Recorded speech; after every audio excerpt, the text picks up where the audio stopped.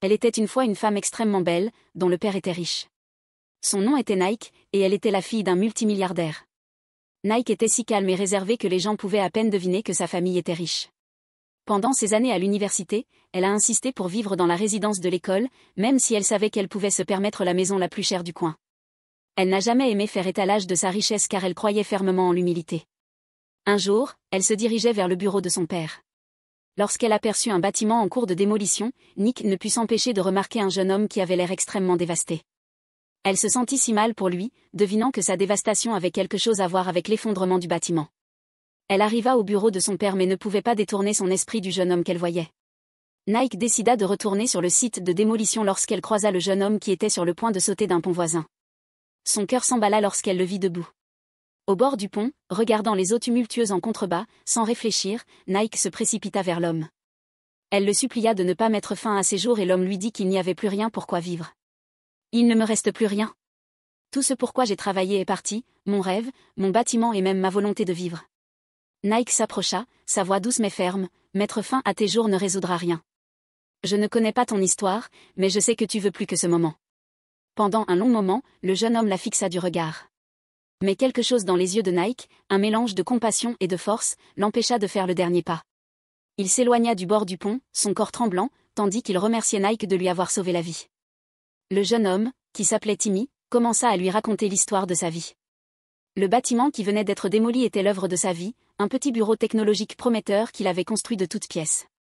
Un litige judiciaire concernant la propriété du terrain avait conduit à sa démolition, et c'est ainsi que les rêves de Timmy ont été réduits en cendres. Nike l'écouta attentivement pendant qu'il lui déversait son cœur. Elle ne pouvait pas croire ce qu'il avait traversé et décida de l'aider. Nike présenta Timmy à son père, qui accepta de l'aider. Timmy ne pouvait pas croire que la vie avait décidé de lui sourire. Sa start-up technologique reprit son envol et, peu de temps après, les investisseurs commencèrent à affluer, transformant son petit rêve en un empire florissant. Timmy ne pouvait pas croire à quel point sa vie avait changé, de se tenir debout au bord d'un pont à diriger des réunions dans des salles de conférences aux parois de verre. Nike l'accompagna à chaque étape du chemin, l'encourageant et lui offrant une force tranquille sur laquelle il avait appris à compter. Au milieu de son succès, Timmy commença à développer des sentiments pour Nike. Ils passèrent du temps ensemble et devinrent rapidement un couple. Un jour, alors que Nike et Timmy sortaient du cinéma, une belle jeune femme s'approcha de lui pour se présenter. Elle s'appelait Miwa. Elle était grande, élégante et se tenait avec un air de supériorité. Son maquillage était impeccable et sa tenue de créateur criait richesse et privilège. Elle se dirigea droit vers Timmy et lui tendit sa main parfaitement manucurée. « Bonjour Timmy, je m'appelle Miwa, dit-elle avec un sourire sur le visage. Timmy hésita avant de lui serrer la main, son esprit se demandant qui elle était. « Est-ce que je te connais ?» demanda-t-il, tandis que Miwa riait doucement, ignorant Nike qui se tenait à côté de lui. Elle ignora complètement Nike, agissant comme si elle était invisible. « Pas encore, mais bientôt, tu apprendras à me connaître. J'ai suivi le succès de votre entreprise et je dois dire que je suis très impressionnée. Je pense que nous avons beaucoup de choses à discuter au cours d'un dîner peut-être, elle demanda à Timmy en lui tendant son téléphone pour entrer son numéro. Timmy, encore sous le choc, donna son numéro à Miwa, en lui promettant de l'appeler. Nike, qui se tenait là depuis le début, sentit sa poitrine se serrer. Le mépris flagrant de Miwa pour sa présence n'était pas seulement irrespectueux, c'était comme une insulte à son existence même. Mais Nike garda son sang-froid, s'efforçant de ne pas créer de scène en public. Il se dirigea vers la voiture, et Nike resta silencieuse. Timmy ne put s'empêcher de remarquer son silence. Il lui tendit la main et lui demanda si elle allait bien. « Je vais bien, Timmy. Je ne me sens juste pas à l'aise avec elle. Il y a quelque chose chez elle qui ne me convient pas, dit Nike à Timmy, qui lui assura qu'il avait tout sous contrôle. Il lui serra la main en lui assurant qu'elle était celle qu'il aimait. Nike sourit faiblement mais son cœur resta troublé. L'arrogance confiante de Miwa et son attitude dédaigneuse avaient semé le doute dans son esprit. Dans les semaines qui suivirent, la présence de Miwa devint impossible à ignorer. Elle commença à se rendre fréquemment au bureau de Timmy, à lui envoyer des cadeaux coûteux et à l'inviter à des dîners exclusifs et à des événements professionnels. Nike recommença à en parler un soir, pendant qu'il dînait. « Timmy, elle est partout. Elle t'appelle tout le temps, t'envoie des SMS et débarque à ton bureau sans prévenir. Je n'aime pas ça. Et Timmy, ça ne va pas, dit-il, posant sa fourchette. Miwa n'est qu'une affaire de business. Elle aide l'entreprise à conclure de gros contrats. S'il te plaît, ne laisse pas cela s'immiscer entre nous. » Nike soupira et laissa tomber l'affaire, mais au fond d'elle-même, elle savait que Miwa avait quelque chose dans sa manche. Malgré la tension, Timmy demande à Nike en mariage le jour de son anniversaire. C'était une surprise tellement agréable car Nike ne l'avait pas vue venir. Elle était assise là, admirant sa bague, lorsqu'elle reçut un appel lui disant que ses parents avaient été kidnappés. Nous avons tes parents. Si tu veux les revoir en vie, apporte 200 millions de Naira en liquide dans les 72 heures. Pas de police, ou ils mourront. Le monde de Nike s'est effondré. Elle était assise là, regardant son monde s'écrouler. Nike n'en croyait pas ses oreilles. Elle a fait tout ce qui était en son pouvoir pour satisfaire aux exigences des ravisseurs, mais même après avoir payé la rançon, les ravisseurs n'ont pas libéré ses parents. Quelques jours plus tard, elle reçut un autre appel, un appel qui a bouleversé son monde à jamais. Vous les trouverez à l'ancienne usine sur la route de Lekki, dit l'appelant avant que la ligne ne soit coupée. Nike se précipita aussi vite qu'elle le pouvait vers l'usine, mais lorsqu'elle arriva, elle rencontra les corps froids et sans vie de ses parents. Ses cris résonnèrent dans l'usine vide alors qu'elle était confrontée à plusieurs cadavres. Nike pouvait sentir son cœur se déchirer dans sa poitrine, sachant que ses parents étaient étendus là sans vie. Ses parents étaient partis, et Nike n'avait aucune idée de comment elle survivrait sans eux. Après les funérailles, les oncles de Nike se précipitèrent comme des vautours. Ils produisirent des documents affirmant que son père n'avait laissé aucun testament. Ils saisirent alors tous ses biens et ses actifs, laissant Nike sans rien. Nike, dit un oncle, une femme comme toi n'a pas le droit d'avoir aucun bien. Tu devrais t'estimer heureuse que nous t'ayons laissé garder les vêtements que tu portes. Nike resta là, regardant ses oncles qu'elle avait bien traités quand ses parents étaient en vie. Ils lui tournèrent le dos. Nike laissa le manoir de son père en ruine et se dirigea vers Timmy, qui lui ouvrit les portes et l'accueillit chez lui. « Tu es toujours la bienvenue ici, dit-il à Nike, qui s'accrocha à lui, brisé et vulnérable. Les mois passèrent, et Timmy commença à traiter Nike comme un fardeau. Il ne parla plus jamais de leur projet de mariage et chaque fois que Nike abordait le sujet, il s'emportait et lui demandait pourquoi elle était si désespérée de se marier. L'amour qu'il avait pour elle s'était évanoui, et chaque jour qui passait était rempli de nouvelles disputes. Timmy était désormais distant et sa présence, autrefois chaleureuse et rassurante, était remplacée par une froide indifférence. L'homme qui avait promis de rester à ses côtés quoi qu'il arrive était devenu un étranger qu'elle avait du mal à connaître. Nike essayait d'ignorer la distance grandissante entre eux, espérant que ce n'était que le stress du travail, mais au fond d'elle, elle savait que quelque chose n'allait pas.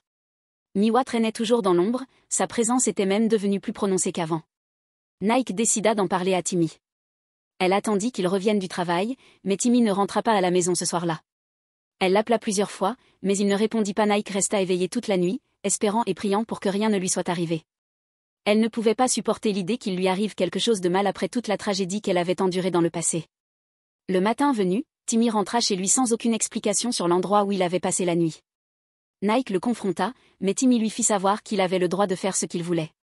« Je suis l'homme dans cette relation, et tu n'oses pas remettre en question mon autorité, dit-il à Nike, qui se tenait là, choqué d'entendre cela de sa part. Elle était assise là, brisée, tandis que sa voix se répétait dans sa tête encore et encore. Les jours qui suivirent furent parmi les pires pour Nike, qui n'avait rien à manger dans la maison. Timmy cessa de lui fournir de la nourriture et de l'argent. Il s'assura de manger avant de rentrer à la maison sans se soucier du fait que Nike n'avait rien à manger. La tension entre eux devint insupportable, car Nike commença à se sentir comme une étrangère dans la maison où elle se sentait autrefois en sécurité. Un soir, alors qu'une forte pluie tombait sans relâche du ciel, Nike entendit un coup violent à la porte. Elle ouvrit la porte et vit Miwa debout là. Elle était vêtue d'une robe coûteuse et ses cheveux étaient parfaitement coiffés malgré le temps. « Timmy m'a invité, dit Miwa d'un ton suffisant alors qu'elle repoussait Nike et entrait dans la maison. Nike sentit sa poitrine se serrer. Elle suivit Miwa dans le salon où Timmy était déjà assis, sirotant un verre de whisky. « Et Timmy, qu'est-ce qu'elle fait ici ?» demanda Nike d'une voix tremblante alors que Timmy posait son verre et levait les yeux vers elle, son visage se tordant de colère. « Elle est ici parce que je l'ai invitée ici, dit-il sans aucun remords dans la voix. Miwa est une femme que tu ne serais jamais. Elle restera ici avec moi, et j'aimerais que tu fasses tes valises sales maintenant et que tu quittes ma maison. » Miwa sourit en s'asseyant à côté de Timmy, ses ongles parfaitement manucurés tapotant contre la coudoir alors qu'elle fixait Nike, qui se tenait là, figé et incapable de parler. Le bruit de la pluie frappait les fenêtres tandis que Nike essayait de retenir ses larmes. Elle rappela à Timmy comment elle l'avait soutenu quand il n'avait rien. « Je t'ai emmené chez mon père, et mon père a utilisé ses relations pour faire de toi ce que tu es aujourd'hui. » Timmy rit au visage de Nike et lui dit de dire à son père décédé d'utiliser ses relations pour revenir à la vie. « Si ton père était aussi puissant que tu le prétends, il ne serait pas mort aujourd'hui. Alors manque-moi avec tes conneries, dit-il à Nike, lui ordonnant de quitter sa maison. Nike ne pouvait pas croire que Timmy l'envoyait dehors à cause d'une autre femme. Elle resta là pendant une minute, regardant Miwa et Timmy s'embrasser maintenant en sa présence. Nike ne pouvait pas contrôler sa colère. Elle demanda à Timmy pourquoi il avait décidé de choisir Miwa plutôt qu'elle après tout ce qu'ils avaient traversé. Timmy lui informa qu'elle ne lui était d'aucune utilité. Sans ton père, tu n'es rien d'autre qu'un fardeau pour moi. Que vais-je faire avec une femme qui compte sur moi pour tout? Tu ne peux même pas te permettre d'acheter une serviette hygiénique, parle encore plus de contribuer à quelque chose de significatif dans ma vie, lui dit-il en la poussant hors de sa maison sous la pluie. Nike pouvait entendre leur rire moqueur alors qu'elle se tenait devant la maison. Elle se tenait là, le cœur brisé, car elle ne pouvait pas croire que Timmy lui ferait un jour une chose pareille. Elle pleurait amèrement en pensant à ses défunts parents. Nike n'avait nulle part où aller. Le temps était extrêmement froid et Nike commença à supplier Timmy de lui pardonner. Et Timmy, je n'ai nulle part où aller. S'il te plaît, ne me fais pas ça, dit-elle à Timmy, qui ignora ses cris alors qu'il la laissait sous la pluie battante. Miwa se tenait près de la fenêtre en riant à haute voix, profitant de chaque seconde de l'humiliation de Nike. La pluie était si forte qu'elle trempait Nike jusqu'aux os alors qu'elle se tenait devant la maison. Sa valise était posée à ses pieds, absorbant l'eau boueuse. Elle regardait fixement la porte, espérant et priant que Timmy vienne la chercher, mais Timmy la laissa à son sort. La tempête grondait autour d'elle, mais la douleur dans sa poitrine était encore plus forte.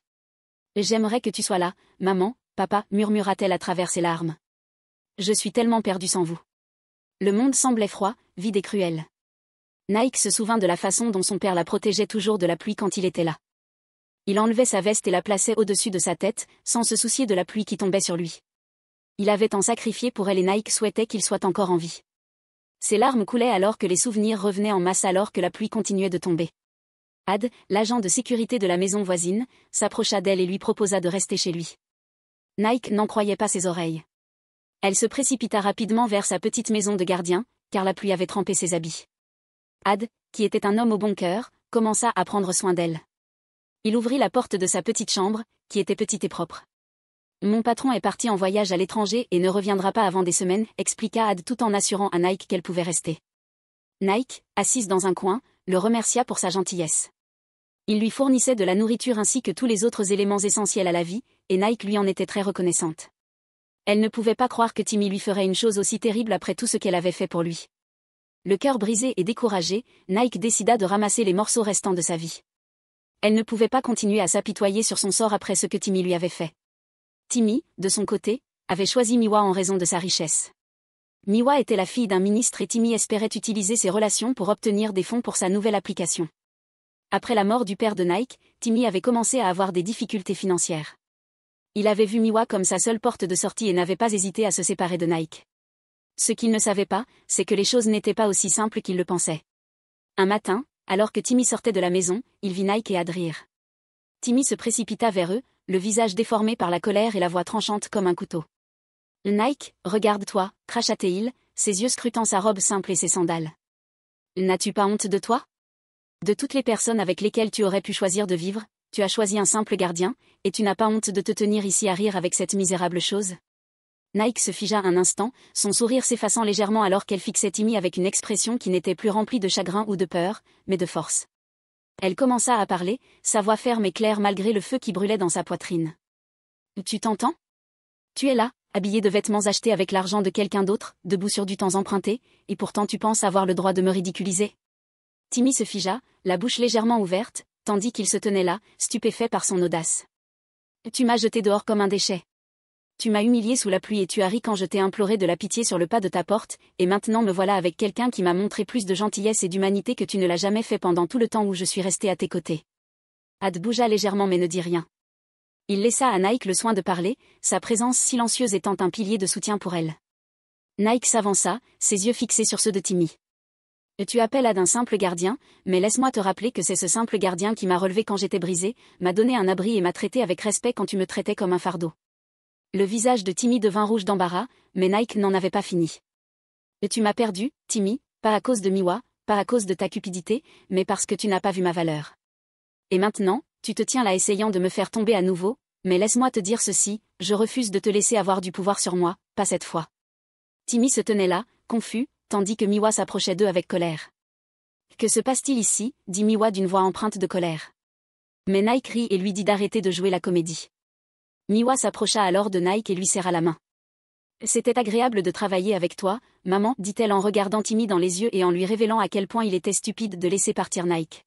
« Tu pensais vraiment que j'étais la fille du ministre ? Quelle stupidité de ta part de penser ça ?» Timmy se tenait là, choqué, tandis qu'il essayait de comprendre ce qui se passait.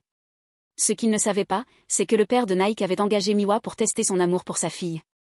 Son père, après avoir vu comment Timmy était entré dans la vie de sa fille, ne pouvait pas risquer que sa fille tombe entre les mains d'un homme qui ne l'aimait que pour sa richesse. Alors, il avait engagé Miwa pour se faire passer pour la fille du ministre, afin de voir si Timmy tomberait amoureux d'elle. Timmy se tenait là, figé, la bouche légèrement ouverte, tandis que le poids des mots de Miwa s'imposait. « Tu travaillais pour le père de Nike depuis le début » bégaya Timmy, sa voix tremblant d'incrédulité. Miwa sourit, croisant les bras. « Oui, Timmy. Chaque geste que j'ai fait, chaque sourire, chaque message texte, tout faisait partie du plan. Tu as été testé et tu as échoué lamentablement. Tes actions ont prouvé que tu n'étais pas digne de l'amour de Nike. » Nike se tenait là, sa posture confiante, ses yeux brillants de clarté et de force. « Mon père m'aimait trop pour me laisser tomber entre les mains d'un homme qui m'échangerait contre quelques pièces et des faveurs politiques. Tous les tests, la trahison, tout était planifié. » Les genoux de Timmy fléchirent alors qu'il titubait en arrière. Cependant, elle n'avait pas tout perdu au profit de ses oncles, comme Timmy l'avait pensé. Son père avait laissé un testament, mais Nike avait gardé ce fait secret, sachant que ses oncles essaieraient de s'approprier la richesse de son père. Elle ne leur avait donné accès qu'à une petite partie de sa richesse juste pour atteindre son objectif. Nike était toujours en possession de tout ce que son père avait possédé, car le testament de son père lui donnait la possession de toute sa richesse. Le visage de Timmy pâlit lorsque le poids des paroles de Nike s'abattit sur lui, la prise de conscience qu'il n'avait été qu'un pion dans un plan soigneusement orchestré le frappa comme un marteau pilon. Alors qu'il se tenait là, Ad, qui avait silencieusement regardé toute l'affaire se dérouler, s'avança et s'approcha de Nike. Il lui tendit une petite enveloppe contenant des photos qui montraient l'implication de Timmy dans l'enlèvement et la mort de ses parents. Nike n'en croyait pas ses yeux. Ses mains tremblaient alors qu'elle feuilletait les photos, chaque image décrivant une histoire horrible. Timmy parlait avec les ravisseurs, échangeait des documents et transmettait des détails qui ne pouvaient provenir que d'une personne proche de sa famille. Elle avait les genoux qui faiblissaient mais faisait de son mieux pour se ressaisir. « Tu as été impliqué dans la mort de mes parents » La voix de Nike tremblait, ses yeux remplis de larmes retenues. Timmy bégua, reculant, le visage pâle. « Nike, ce n'est pas ce que tu penses. Je ne voulais pas que ça aille aussi loin. Arrête. » La voix de Nike claqua comme le tonnerre. « Tu as trahi ma famille, tu m'as trahi et tu as causé la mort de mes parents, tout ça pour de l'argent. » Timmy tomba à genoux, les mains jointes. « Nike, s'il te plaît, j'étais désespéré. Je me noyais dans les dettes. Je ne voulais pas qu'ils meurent, je voulais juste l'argent, mais en chemin, ils ont essayé de s'échapper et ont été abattus. » Arrête de mentir, Timmy, coupa Ad, sa voix froide et autoritaire. « Nous avons suffisamment de preuves pour prouver que tu voulais les tuer afin d'épouser leur fille et de prendre possession de tout ce que son père avait jamais possédé, les photos, les journaux d'appel, les transferts d'argent, tout est là. » Nike se détourna de Timmy, son cœur se brisant à nouveau en 1000 morceaux. Ad sortit son téléphone et fit signe à une équipe qui attendait à proximité. Quelques instants plus tard, les voitures de police s'arrêtèrent en trombe devant la maison. Des policiers armés firent irruption, menottant Timmy qui gémissait et implorait sa clémence. « Nike, s'il te plaît, Nike, pardonne-moi » hurla Timmy tandis que les policiers l'emmenaient. Pendant tout ce temps, Nike pensait que Ad n'était qu'un gardien. Ce qu'elle ne savait pas, c'est qu'il était détective à l'unité des crimes spéciaux. Son père l'avait engagé bien avant son décès pour surveiller sa fille. Il avait des soupçons sur Timmy et avait demandé à Ad de le surveiller de près. Nike laissa échapper un souffle tremblant. « Pendant tout ce temps, tu veillais sur moi » dit-elle. Ad sourit et s'excusa auprès de Nike pour toute la douleur qu'elle avait dû endurer. « Nous devions rassembler des preuves solides pour traduire Timmy en justice. C'est pourquoi j'ai gardé mon identité secrète pendant si longtemps. » Nike hocha la tête, tandis que des larmes coulaient sur ses joues. « Merci, Ad.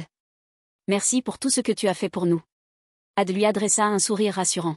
« Vous êtes plus forte que vous ne le pensez, mademoiselle Nike. Votre père serait si fier de vous, dit-il en montant dans le fourgon de police et en partant. » Dans les semaines qui suivirent, Nike s'intégra pleinement dans l'empire de son père, récupérant chaque morceau volé de son héritage. Le testament, désormais rendu public, révélait explicitement les souhaits de son père. Tout ce qu'il possédait devait être transmis à sa fille bien-aimée, Nike.